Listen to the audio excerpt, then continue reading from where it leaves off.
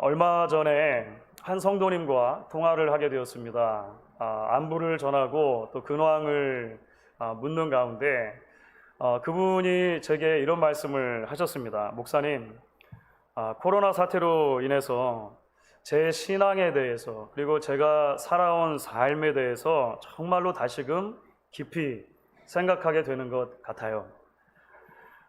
조금 더 말씀을 들어보니까 이런 의미로 이야기를 하신 것입니다. 이민 와서 지금까지 살면서 나름대로 최선을 다해 삶을 살았다고 생각했고, 신앙생활에 있어서도 나름대로 열심히 신앙생활을 했다고 생각을 했는데, 코로나 사태를 맞고 보니까 정말로 제대로 된 신앙이었는지, 나의 삶의 방향이 정말로 제대로 맞았었는지 깊이 돌아보게 되더라라고 하는 것입니다.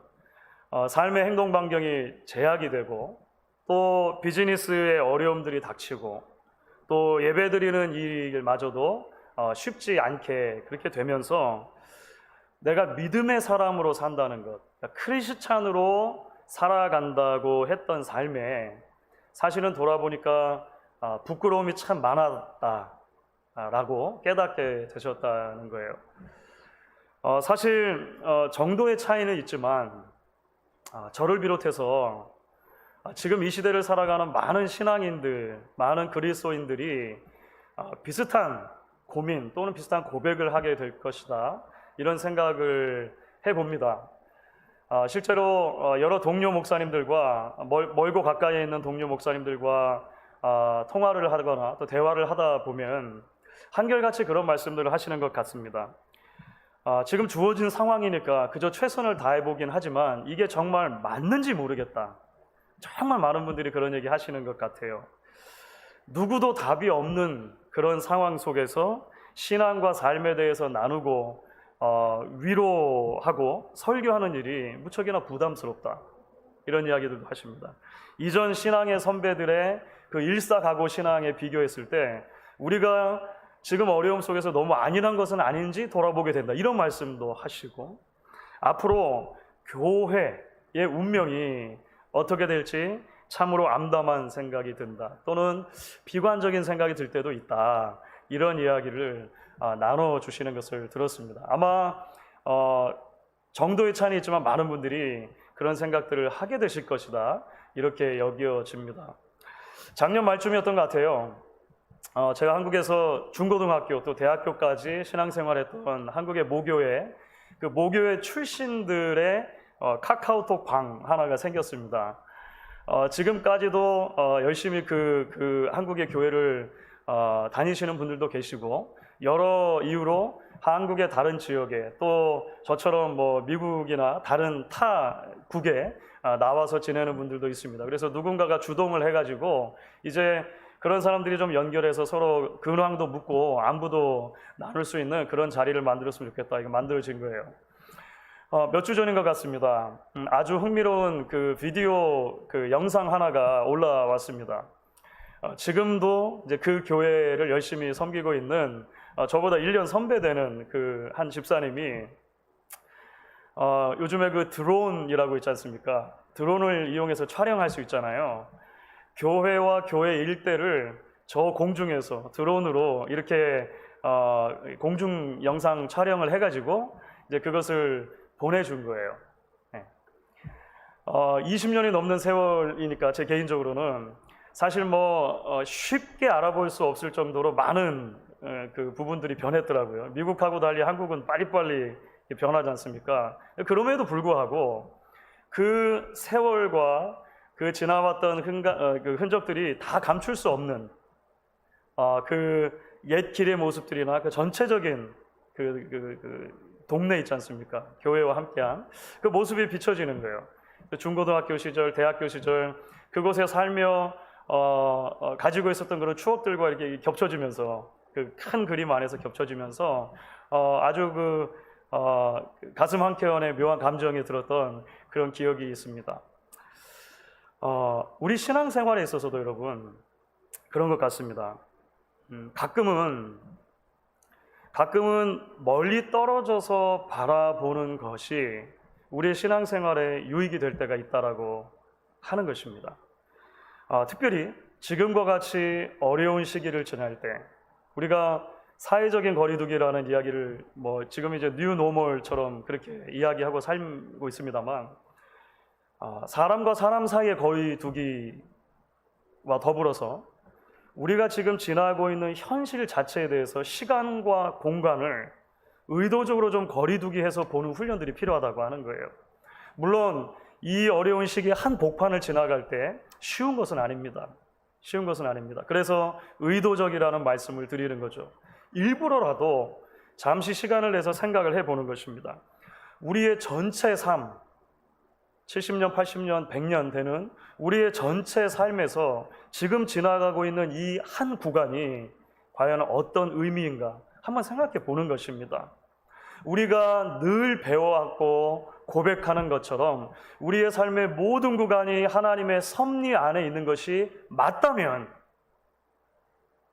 지금 이 시대를 우리가 어떤 삶의 방향으로 믿음을 가지고 살아갈 것인가, 이런 것들을 생각해 보는 것이죠. 먼 훗날 우리의 후세대들에게 지금 지나갔던 이 시기, 지금은 너무 길어 보이지만 전체 삶에서 보면은 어느 한 도마길, 이 시기를 나중에 우리가 후세대들에게 어떻게 설명을 해주고 그 의미를 나눌 것인가, 일부러라도 시간과 공간의 거리두기를 해서 우리가 살펴볼 필요가 있지 않겠는가 생각을 하는 것이죠. 그런 의미에서 우리가 지금 룻기 말씀을 매주일 묵상하는 것이 유익이 된다 생각을 합니다. 왜냐하면 룻기는 우리가 주일 설교이기 때문에 어쩔 수 없이 여러 차례에서 나눠서 살펴보고 있습니다만, 사실은요 어려운 시기, 사사시대의 한 복판을 지나가는 한 가정사를 넉 장이라고 하는 비교적 짧은 장에 담아서 풀어내고 있기 때문에 그렇습니다. 사실은 마음 먹으면 한 자리에서 금방 읽어낼 수 있을 정도의 분량이죠. 룻기는 성경에서 대단히 짧은 책 중에 하나가 됩니다. 룻기가 커버하고 있는 시간적인 길이를 보면 10년이 넘는 기간입니다. 10년이 넘는 기간. 물론 그 10년의 기간 동안 나오미의 가정은 그야말로 거대한 삶의 굴곡을 경험합니다. 그 대부분의 기간 동안은 나오미의 입장에서 보면 그것이 눈물의 시간이고 고통의 시간이고 아픔의 시간이었을 거예요.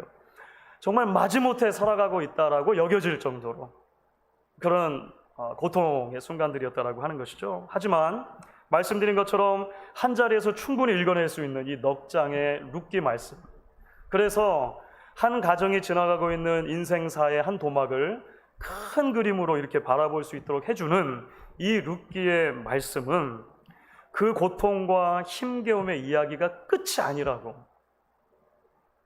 우리에게 전해준다라고 하는 것입니다. 하나님의 변하지 않는 사랑, 그 헤세드가 변화를 가져올 것이다 라고 하는 이야기. 하나님이 주시는 회복, 하나님이 주시는 위로가 기다리고 있다라고 하는 이야기를 하나님의 백성들에게 전해주는 것이죠. 그래서 오고 오는 후대의 백성들에게 그들이 지나고 있는 각자의 삶의 터널들을 하나님의 특별한 시선으로 바라볼 수 있는 자리, 그러한 믿음의 자리로 우리를 초대해 주고 있는 말씀이다, 이렇게 아마 설명을 할 수 있을 것 같습니다. 여러분, 그런 의미에서 볼 때 이제 오늘 우리가 함께 나눈 말씀이죠. 함께 읽은 말씀은 이 회복과 위로라고 하는 룻기의 주요 주제를 이해하는 데 있어서 아주 중요한 소주제 하나를 가지고 들어와서 이제 설명을 한다라고 이야기할 수 있어요. 그 소주제가 무엇이냐면요, 채움이라고 하는, 그러니까 feeling이죠. 채우는 것, 채움이라고 하는 소주제입니다. 다시 말하면 하나님의 회복, 하나님의 위로가 조금 더 구체적으로 어떤 방식으로 오는가, 그것은 하나님께서 비어있던 것을 채워주는 방식으로 온다라고 오늘 말씀이 설명을 하는 거예요. 자, 오늘 우리가 함께 읽은 본문의 말씀, 지난주 말씀에서 이어지죠. 시간적인 배경으로 따지자면 지난주에 함께 나눴던 말씀이 일어났던 시간 배경에서 하루가 지난 다음날 새벽에 있었던 일입니다. 자, 지난주 말씀을 한번 더듬어 보면 이런 것이죠. 나오미가 이제 여러 가지 계획을 세우고 룻을 보아스의 타작 마당으로 내려보내게 됩니다. 그렇죠. 룻은 시어머니의 말씀에 순종해서 이제 보아스의 타작 마당으로 내려가는 거예요. 보아스의 옷자락 아래로 피하는 것이 하나님의 날개끈을 아래 피하는 것이다라고 하는 믿음이 있었을 것이라고 우리가 지난주에 함께 나누었습니다. 사실 당시의 문화로만 놓고 보면, 율법으로 놓고 보면 대단히 위험한 행동이었다라고 하는 것을 말씀을 드렸어요. 자칫하면 큰 오해를 받을 수 있고 심지어는 자신의 목숨을 잃을 수도 있는 아주 위험한 일이었지만 그 믿음 때문에 보아스를 통해 펼쳐주시는 하나님의 은혜의 날개를 보았기 때문에 사실 룻은 그런 결정을 내리고 보아스의 타작 마당으로 내려갈 수가 있었다라고 하는 것이죠. 자, 그럼 결과가 어떻게 됐습니까? 보아스가 이제 새벽 발치에 있는 그 여인을 발견하고 깜짝 놀라서도 일어나고 이제 뭐 질문을 던지고 이런 과정이 나왔었는데요. 보아스는 룻이 설명해준 이야기를 다 듣고 나서 이제 자신에게 주어진 기업 물을 자의 책임을 다 하겠다라고 이야기를 하게 됩니다. 그렇죠. 다만 집안 서열로 보면 엘리멜렉의 가정에 조금 더 가까운, 그러니까 기업 물을 자의 책임을 이야기할 때 좀 더 우선순위를 가지고 있는 사람이 있으니 그 문제를 다 처리하고 나서 만약에 그 문제가 제대로 잘 되지 않으면 반드시 내가 그 기업 물을 자의 책임을 다해주겠다. 아주 놀라운 선언이죠. 그 이야기를 해줬다는 거예요. 자, 오늘 우리가 함께 읽은 본문의 말씀은 바로 이어지는 것입니다. 동이 틀 때까지, 동이 트기 직전까지 사실은 이제 룻이 그 보아스의 발치에 누워 있다가 이제 성으로 이제 들어가는데 보아스가 룻을 그냥 돌려보내지 않는 거예요. 그렇죠. 오늘 말씀이 그렇게 시작을 해요. 오늘 15절 말씀을 보시면 그가 룻에게 자, 겉옷을 펼쳐서 잡으라. 겉옷을 펼쳐 잡고 그 다음에 보리를 6번이나 되어서 지워주었다. 이런 표현이 나옵니다. 그렇죠. 보아스가 사용했던 그 그릇의 크기를 정확하게 알 수는 없어요. 그래서 6번을 되어준 것이 얼마만큼의 곡식인지는 알 수 없습니다. 근데 그 6에바는 아닌 것 같아요. 6에바는 어마어마하게 많은 것이고 그 여인 한 사람이 지고 갈 수 없는 만큼의 양이거든요. 그러니까 보통은 어떻게 그래서 생각을 하냐면 룻이 지고 갈 수 있을 만큼 중에서는 가장 최대치, 그렇죠. 6번 막 꾹꾹 눌러 담아준 거예요. 그러니까 룻이 한 여인의 몸으로 지고 갈 수 있을 만큼으로 보면 가장 최대치의 곡식을 지어 보내주었다는 것입니다. 지금까지 안전하게 곡식을 줍게 해준 것만 해도 감사한데 또 한 번의 큰 은혜를 베풀어 준 것이죠. 룻이 이제 끙끙거리면서 지고 집에 왔겠죠. 성경이 정확하게 말하진 않지만 아마 나오미도, 시어머니 나오미도 밤새 뜬 눈으로 지새웠을 것이라고 저는 생각합니다. 이것은 성경에 나오진 않아요. 이게 상상력입니다. 사실 그렇지 않았겠습니까? 그 앞뒤 정황을 놓고 보면. 그러니 이제 벌건 눈으로 그 곡식 자루를 지고 오는 룻에게 묻는 것이죠. 내 딸아 어떻게 되었느냐? 어떻게? 룻이 자초지정을 설명을 합니다. 지난밤 동안에 있었던 일을 설명하고 나서 특별히 오늘 우리가 함께 읽은 본문의 말씀을 보면 이 곡식을 왜 이렇게 많이 가져올 수밖에 없었는가에 대해서 룻이 나오미에게 설명하는 대목이 나오죠. 그것이 바로 이제 17절 말씀입니다. 여러분 17절 말씀을 한번 같이 읽어보도록 할게요. 17절 같이 한번 읽겠습니다. 이르되 그가 내게 이 보리를 6번 되어주며 이르기를 빈손으로 내 시어머니에게 가지 말라 하더이다 하니라. 사실 이것은 타작마당 자체에서는 없었던 정보입니다. 그렇죠? 여기서 새로운 정보가 하나 더해지는 것인데요. 룻이 자신이 들었던 그것을 나오미에게 전하는 이 새로운 정보를 통해 우리는 아주 극적인 효과로 어떤 특별한 메시지가 다가오는 것을 보게 됩니다. 그게 뭐냐면요. 룻기를 처음부터 읽어왔던 사람들이라면 사실은 나오미가 자신이 경험하고 있는 힘들고 어려운 상황에 대해서 어떤 방식으로 하나님 앞에 불평을 늘어놓았는지, 사람들 앞에 원망을 늘어놓았는지를 알고 있기 때문에 그렇습니다. 특별히 베들레헴에 당도했을 때 베들레헴 여인들이 저가 나오미가 맞냐 이렇게 말했을 때 우리가 여러 번 읽었죠. 이렇게 나오미는 나를 더 이상 나오미가 아닌 마라라고 불러달라 이렇게 말하면서 외치는 장면이 나옵니다. 1장 21절이에요. 1장 21절 제가 한번 읽어보겠습니다. 내가 풍족하게 나갔더니 여호와께서 내게 비어 돌아오게 하셨느니라. 여호와께서 나를 징벌하셨고 전능자가 나를 괴롭게 하셨거늘 너희가 어찌 나를 나오미라 부르느냐 하니라. 룻기에서 2번 같은 단어가 사용되는데요. 비어 있다라고 하는 단어가 바로 1장 21절 이곳과 3장에서 룻이 시어머니에게 와서 보고하는 장면에서 2번 등장합니다. 그러니까 한국말로 옮길 때 약간 그 똑같은 단어라고 하는 의미가 조금 상실되긴 했는데요. 레이캄이라고 하는 같은 단어입니다. 같은 단어. 베들레헴으로 털레 돌아왔을 때 나오미가 느낀 상황 인식은 뭐냐면 빈손이다라고 하죠. 빈손. 내 인생이 빈손이구나. 내 인생이 빈 삶이구나. 여호와께서 나로 하여금 이 빈손으로 돌아오게 하셨다. 사실은 나오미가 그렇게 고백했었던 것이거든요. 그런데 오늘 말씀을 보니까요, 그 빈손이 채워지기 시작했다는 것입니다. 하나님이 예비해 주신 기업 물을 자 보아스를 통해 빈손이 채워지는 것이죠. 룻이 보고하는 것을 듣는 거예요. 그가 말하기를 빈손으로 내 시어머니에게 가지 말라 하더이다. 나오미는 룻의 입에서 나오는 이 단어를 들으며 전율했을 것이라고 생각합니다. 자기가 하나님을 향해 원망했을 때 사용했던 똑같은 단어가 룻의 입에서 다시 한번 나오는 거예요. 내 인생이 빈손입니다 했었는데 보아스가 말하기를 빈손으로는 돌아가지 말라 하더이다. 룻이 가져온 것은요, 단지 앞으로 몇 달을 더 먹을 수 있는 많은 양의 곡식 넘어서는 의미가 있다는 것을 나오미가 알아차리게 되었던 것이죠. 여러분, 1차적으로 이것은 이제 일종의 그 약속과도 같습니다. 약속의 증표와도 같은 것이죠. 보아스가 내가 기업 물을 자의 책임을 다 하겠다라고 했던 말, 그 말을 실제로 이행할 것이라고 하는 어떤 증표이기도 합니다. 동시에 마치 결혼 관계가 성립된다는 것을 전제하고 와이프가 될 사람의 집에 보내주는 빅물의 의미도 있는 것으로 많은 학자들이 설명을 합니다. 그러니까 이제 고대 근동, 특별히 이스라엘의 결혼 문화를 보았을 때 다우얼이라고 하죠. 빅물. 아내를 사오는 것은 아닌데 마치 그렇게 느껴질 수도 있어요. 하지만 그 값을 지불한다는 의미들이 지금도 사실은 유목문화 안에서는 대단히 많이 남아 있습니다.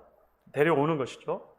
그런 의미로 보는 경우들도 있다는 거예요. 하지만 여기서 좀 더 나아가죠. 단순하게 보아스의 결단을 넘어서는 이 6번 되어준 보리를 통해서 발견할 수 있는 것, 빈손 같았던 나오미의 삶을 다시 채워주시는 하나님의 사랑의 증표로 읽을 수 있다라고 하는 것입니다. 룻이 보아스의 밭에 갔다 왔던 그 첫날, 그 보고를 다 들은 다음에 나오미가 고백했던 대목이 있죠. 아하, 하나님이 살아있는 자와 죽은 자에게 인자하심을 베푸는 것을, 은혜를 베푸시는 것을 지금까지 그치지 않았었구나. 그 고백이 조금 더 구체적으로 이제 실현되어지고 있다라고 하는 것을 나오미는 깨닫게 된 것입니다. 사랑하는 여러분, 그렇습니다. 하나님은 채우시는 하나님이십니다.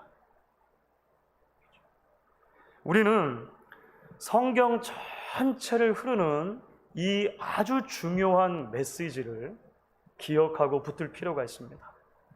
특별히 지금 우리가 지나고 있는 상황을 생각할 때 더욱 그런 것 같아요.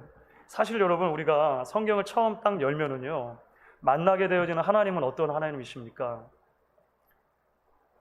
없음을 있음으로 채우시는 하나님이십니다. 성경이 말하는 창조가 고대 근동의 다른 기타 종교의 신화들과 구분되어지는 가장 중요한 측면은 거기에 있습니다. 성경은 늘 없음, 무를 있음으로, 유로 채우는 것이 창조라고 설명을 합니다. 공허, 아무것도 없을 때 하나님은 말씀을 통해 그것을 채워가기 시작하신다는 거예요. 말씀을 통해 창조를 이루어 가신다라고 하는 것이죠. 채우시는 하나님. 타락 이후에도 마찬가지입니다. 타락 이후에 죄로 인해서 영혼과 삶의 빈 공간을 가지고 살아가는 인생들을 하나님은 채우십니다. 그렇죠. 우리가 작년 말쯤이죠. 작년 말쯤 후반기에 함께 나누었던 구약의 엘리야 선지자 이야기는요, 하나님이 어떤 방식으로 이 채우심을 실현해 가는가를 너무나도 잘 보여주는 말씀이었다고 할 수 있습니다. 기근으로 인해서 먹을 것이 없는 상황 가운데 하나님은요, 선지자를 까마귀를 통해서 채워주셨습니다. 그렇죠. 사르밧, 그 과부 여인의 기름통과 밀가루통을 하나님은 놀라운 방식으로 채워주십니다. 이세벨의 칼끝을 피해서 로뎀나무 아래서 기진맥진에 있는 자신의 기력이 다 소진한 채 마치 빈 깡통처럼 널브러져 있는 선지자를 하나님은 다시 찾아주셔서 채워주십니다. 그의 말라 비틀어진 소명을 호렙산에서 다시 한번 채워주시죠. 성경은 그렇게 하나님께서 당신의 백성들을 채워주시는 이야기로 가득 차 있다고 하는 것입니다. 여러분, 채워주신 하나님의 사랑이 거기서 멈추지 않죠. 죄로 무너진 세상을 위해 하나님께서 아들을 보내주십니다. 그 아들이 자신의 전부를 쏟아 부어 주심으로 죄인들을 구원하시고 공허한 삶을 채워주신다라고 하는 것이 성경의 선언이고 성경의 이야기라고 하는 거예요. 요한복음 4장을 보면 사마리아 수가성의 한 여인과 예수님이 만나시는 장면이 기록되어 있습니다. 우물가에서 만나시는 장면이죠. 이 여인은 여러 가지 이유로 5명의 남편을 떠나보냈고 지금도 6번째 남자와 살고 있습니다. 하지만 여전히 그의 삶은 비어 있어요. 그의 삶은 빈손이고 빈 삶입니다. 마치 구약의 나오미의 신약 버전과 같아요. 대단히 많은 유사점들이 그 사마리아 수가성의 여인에서 발견됩니다. 그런데 예수님께서 그 여인을 찾아가 주시죠. 내가 생명수다. 영원한 목마름을 내가 채울 수 있다라고 말씀하시며 생명수인 자기 자신 안에서 그 여인의 필요를 채워주시고 사마리아 지역에 복음이 선포되어지는 놀라운 일들을 이루어 주신다라고 하는 것입니다. 그런데 여러분 아십니까? 성경이 말하는 채움이라고 하는 것은 거기서 멈추지 않습니다. 성경은 아들 안에서 그 백성의 매일의 필요를 채워주시는 하나님의 이야기로 우리에게 다른 측면 가운데 다가온다라고 하는 것입니다. 그래서 신약성경에서 그 아들 안에서 채우심이라고 하는 성도들을 향한 그 약속이 대단히 중요한 약속 중에 하나로 주어지고 있다는 것이죠. 사도 바울이 이것을 여러 장에서 우리에게 설명해 주는 대목이 있습니다. 대표적인 것이 로마서 8장 말씀 가운데 한 구절이 있죠. 여러 번 우리가 함께 나눴던 말씀 중에 하나입니다. 로마서 8장 32절을 보시면 바울이 이렇게 말하죠.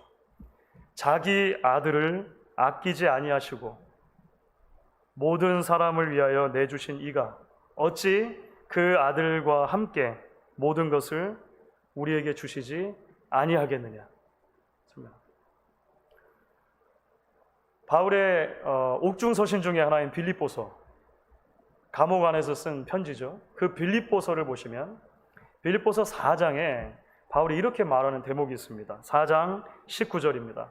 나의 하나님이 그리스도 예수 안에서 영광 가운데 그 풍성한 대로 너희 쓸 것을 채우시리라 약속합니다. 아들을 주시기까지 우리를 사랑하시는 하나님께서 우리의 필요를 아시고 아들 안에서 그 필요를 매일매일 채워주신다라고 하는 놀라운 약속의 선언이 주어져 있는 것이죠. 공중 나는 새를 먹이시고 들의 백합화를 입히시는 아버지가 하물며 너희를 지키지 않겠느냐라고 말씀하셨던 예수님의 상상수훈 말씀과 다 있는 내용이라고 할 수가 있습니다. 그렇기 때문에 여러분, 우리에게 필요한 것이 무엇일까요? 성경에 우리에게 주신 이런 수많은 약속들 앞에 우리에게 필요한 것은 믿음이라고 할 수 있습니다. 좀 더 구체적으로 그 믿음은 어떤 종류의 믿음일까요? 오늘 우리가 함께 읽은 룻기 말씀의 마지막 절이죠. 마지막 18절 말씀이 그 믿음의 성격에 대해서 너무나 잘 설명해 주고 있다 생각을 합니다. 룻기 3장 18절 말씀 여러분 다시 한번 같이 읽어보시면 좋겠습니다. 같이 읽겠습니다. 이에 시어머니가 이르되 내 딸아 이 사건이 어떻게 될지 알기까지 앉아 있으라. 그 사람이 오늘 이 일을 성취하기 전에는 쉬지 아니하리라. 영어 표현으로 sit tight, 딱 고정돼서 앉아 있으라. 그럼 믿음의 가장 중요한 핵심 중에 하나는 뭐냐면, 이런 종류의 믿음의 가장 중요한 핵심 중에 하나는 뭐냐면요, 기대감과 기다림입니다. 기대감을 가지고 기다리는 거예요. 이 기다림은 수동적인 기다림이 아닙니다. 성도들이 하나님 앞에서 보여드릴 수 있는 가장 적극적인 기다림, 기대감을 가지고 하나님의 일하심을 기대하는 것이죠. 기다리는 것이죠. 일이 성취되기까지 쉬지 않으신다, 하나님께서. 신실하고 성실하신 하나님이 살아계시고 여전히 우리 삶의 주인이시라고 하는 그 사실을 믿고 신뢰하며 나아가는 것이죠. 일하시는 하나님 안에서만이 우리의 삶의 빈 잔이 채워질 수 있다라고 믿으며 주님 앞에 매일매일 그 빈잔을 올려드리는, 내어드리는 삶의 결단, 바로 그것이 하나님께서 우리에게 기대하시는 믿음의 모습이라고 하는 것입니다. 주 안에서 사랑하는 성도 여러분, 오늘 아침 바로 이런 믿음의 고백이 저와 여러분에게 있을 수 있기를 주의 이름으로 간절히 축원하겠습니다.